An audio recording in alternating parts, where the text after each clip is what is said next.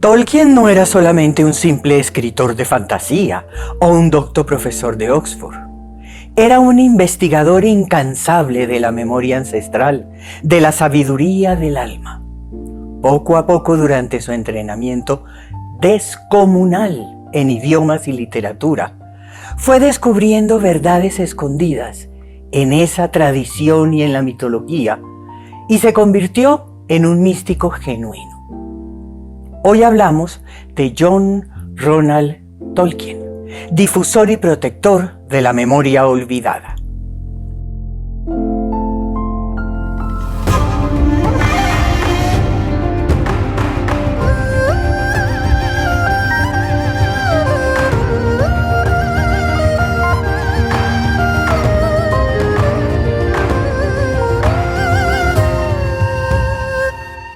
Hola amigos, soy Irene Robledo Strauss y ha llegado el momento de recuperar la memoria.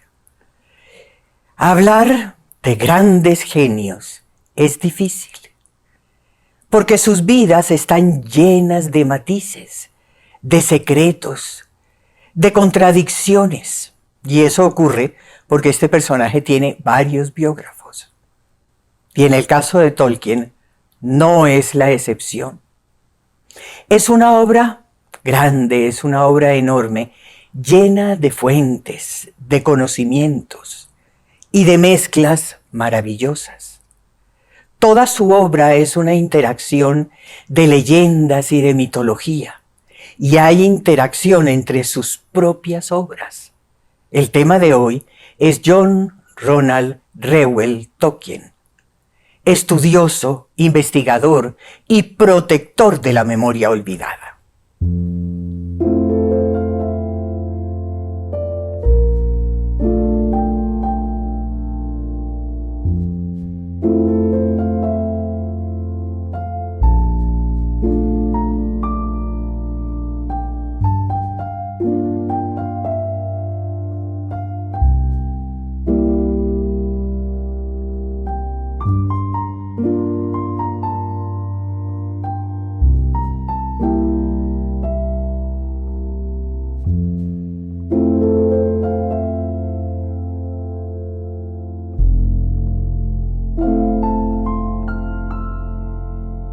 Tolkien era un genio indiscutible, genio de varias formas. Tenía una inteligencia impresionante, una inteligencia que además tenía la capacidad de unir todo. Era católico, pero tenía una espiritualidad muy cierta que había logrado precisamente a través de toda esa investigación que lo hizo desde muy niño hasta el último día de su muerte. Una memoria prodigiosa. Hablaba varios idiomas y tenía además una sensibilidad especial con respecto a esos idiomas. Y era un personaje muy sensato, muy en su sitio, muy tranquilo. Filólogo, experto en lenguas, lingüista, experto en literatura y sobre todo en literatura inglesa. Hablaba muchas de las lenguas muertas. Poeta, escritor. Desde muy niño, su mamá, que era un genio igual que la mamá de Tesla. Qué curioso, ¿no? Le enseñó latín. Le enseñó caligrafía, le enseñó botánica. Además, él inventó idiomas, inclusive uno muy especial con una prima, y le interesaba mucho la estética del habla, cómo se oía. Cristiano católico. Tuvo, inclusive su primer hijo, fue sacerdote. Sentía un gran respeto por la familia. Era un personaje discreto, conciliador, amaba la religión, lo declaraba así, pero siempre fue un investigador libre, muy, muy libre. Decía que en las hadas y en los elfos había verdad. Y creo que lo más importante y lo más hermoso de lo que él dijo es que la mitología toda, sin excepción, era el eco divino de la realidad. El eco divino de la realidad. Entendió las dimensiones, entendió la llegada de los visitantes y entendió y comprendió profundamente también el pasado. Padre de origen alemán, madre inglesa, vuelvo y repito, una mujer genial. El padre era inglés, pero vivían en Sudáfrica en la época de la colonia inglesa. Y el padre comerciaba con diamantes y hubo un suceso ahí con la mamá. Y la mamá dijo, no más Sudáfrica, nos vamos para Inglaterra. Tolkien nació en Sudáfrica. Hay una cosa muy linda, él conoció a su esposa cuando tenía 16 años y fue un amor hasta el último día de ambos. Tolkien quedó huérfano a los 12 años. Primero murió su padre, después murió su madre. Pero ella era católica y por eso él también era católico. Y un sacerdote se encargó de la crianza y de su educación. Hablaba latín, inglés, alemán, y este sacerdote le enseñó español. Cada circunstancia de la vida de Tolkien influenció todo. Todo está reflejado en su obra. Toda su vida personal, todos los lugares, todo su recorrido está, inclusive ha sido un trabajo de los biógrafos que han encontrado en su obra y en su vida ese lazo. Las fuentes, toda la historia sagrada antigua, literal y confesado por él. Él habló de la saga de la Edda, de esos dioses y de esas tierras. Por ejemplo, esa tierra media de Tolkien fue tomada de ese Midgard vikingo. Ese Gandalf de Tolkien es la viva imagen de Odín. Toda la descripción, toda la apariencia es exacta. Hay una saga, una epopeya de Finlandia, Rusia, el Kalevala, lleno de espíritus naturales, de deidades del bosque, de troles, de orcos, de toda esa vida subterránea. Fue otra de las fuentes de toda su obra impresionante. La saga Volsunga. La saga Volsunga y el cantar de los Nibelungos fueron otras dos fuentes importantísimas.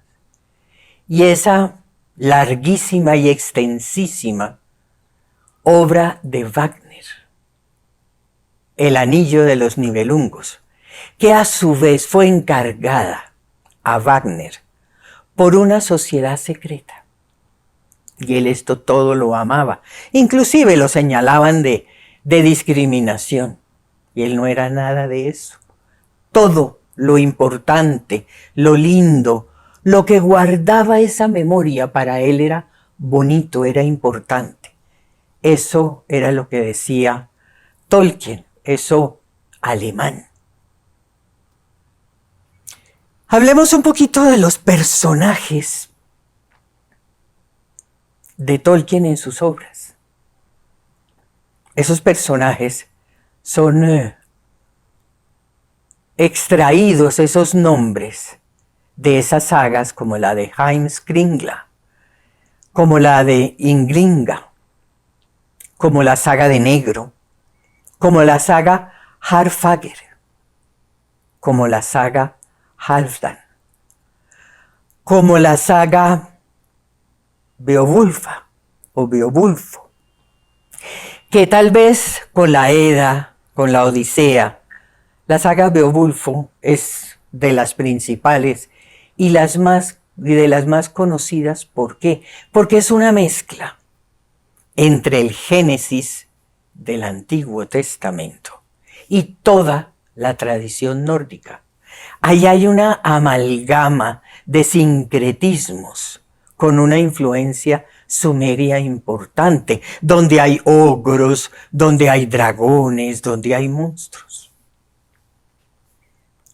Otra fuente es el Libro Rojo de Jerjes. Es un libro bellísimo, bellísimo, bellísimo, de Gales, que habla del mundo del tiempo de la cuarta dimensión, con gigantes, con una hija, particularmente una hija de un gigante. Muy historia de Arturo. También se menciona a Cuchulainn, también conocido como Setanta, un atlante, con una vida y un nacimiento muy parecido a Jesús, con lo mismo, nacido en un pesebre, con una madre virgen, con una estrella, con unos magos.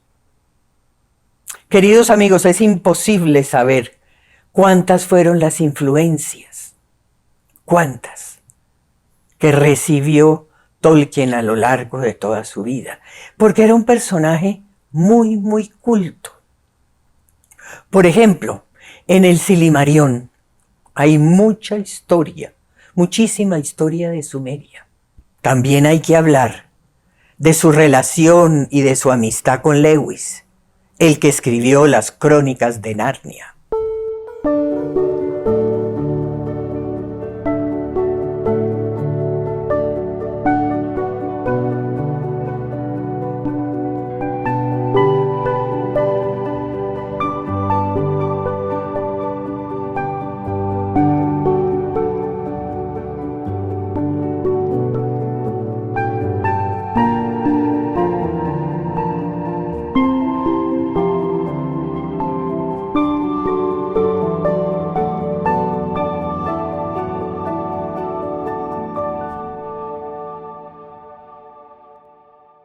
Existe una ventaja muy buena, que existen cartas y existen comentarios que hizo Tolkien de su propia obra.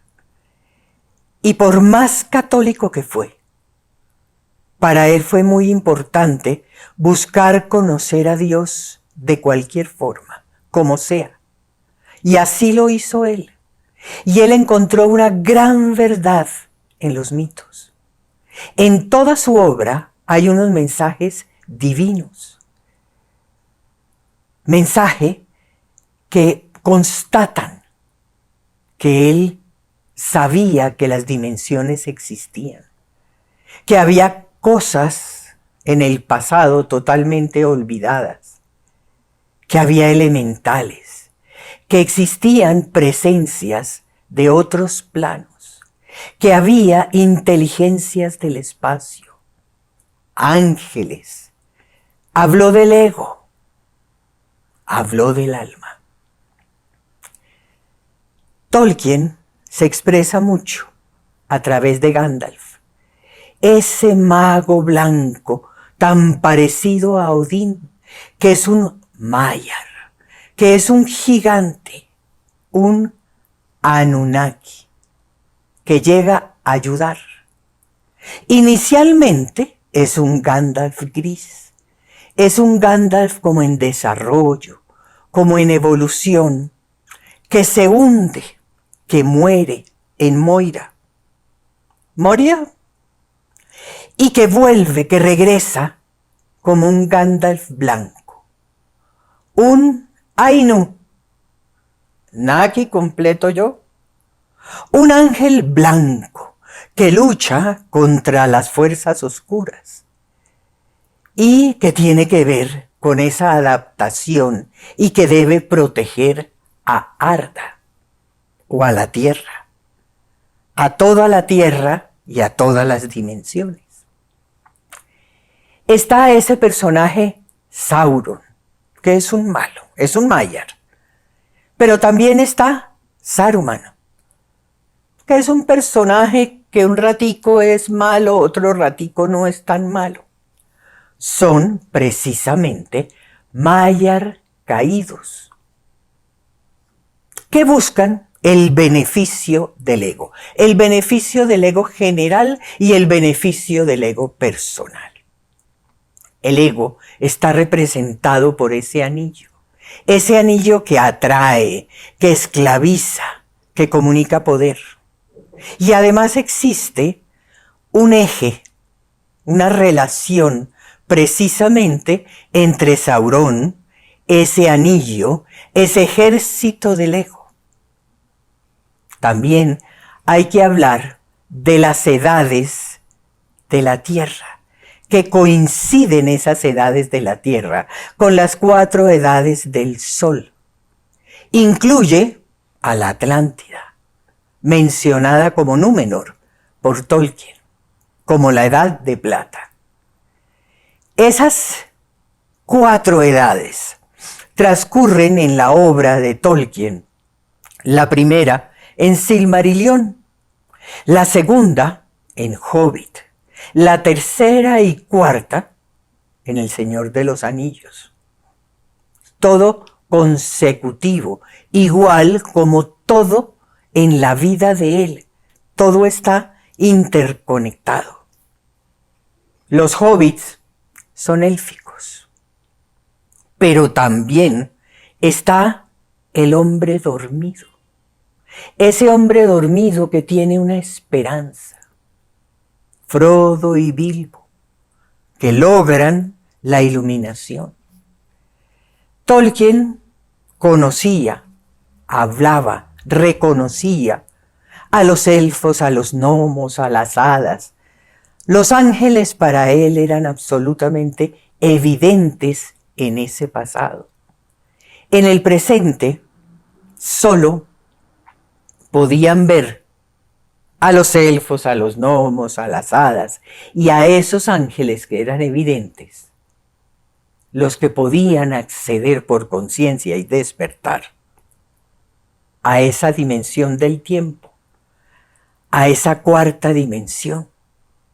Esos más iluminados, más conscientes de la Tierra Media, podían ver la Tierra Alta. Tolkien habla todo el tiempo del Dharma, sin mencionarlo, está bien, donde todos los puntos de la malla son importantes. No hay hobbit, ni Maiar, ni hombre, ni elfo que esté fuera de esa cadena. Todo en Tolkien está conectado. Nombres, sagas, subterráneo con sus huecos en la tierra, árboles, historia sagrada, objetos. No había sesgo, no había discriminación racial ni de ningún tipo. No había alemán o inglés o lo que sea. Inclusive, todos los Tolkien son Reuel. Y Reuel en hebreo significa cerca de Dios. Cerca de Dios, y esto es lindísimo y muy importante. Era masón, pertenecía a sociedades secretas, y dicen lo de masón por ese triángulo y ese ojo de Saurón presente en su obra. Esto ha sido discutido. ¿Por qué? Porque Tolkien fue un hombre siempre muy discreto, muy equilibrado, muy austero.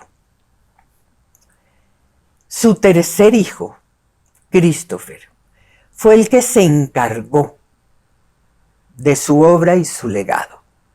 Él sí era conocido y tenía cierto reconocimiento y tenía cierta reputación.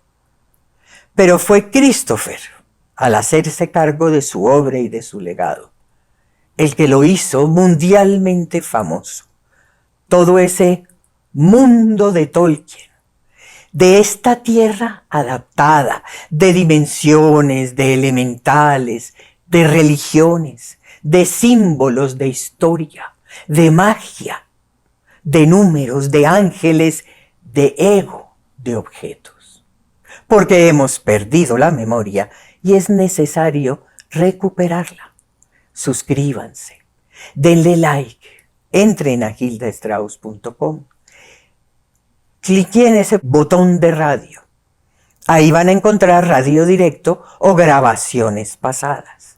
Ahí mismo van a encontrar las meditaciones con una secuencia mística muy importante en un proceso ancestral del despertar, con una música, con una afinación muy, muy especial.